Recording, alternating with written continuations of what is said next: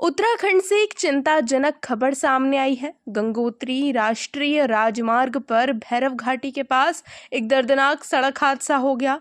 यहां 3 युवकों को लेकर जा रही एक बाइक अचानक अनियंत्रित होकर गहरी खाई में गिर गई। हादसे की सूचना मिलते ही पुलिस और एसडीआरएफ की टीम मौके पर पहुंची और राहत एवं बचाव अभियान शुरू किया गया।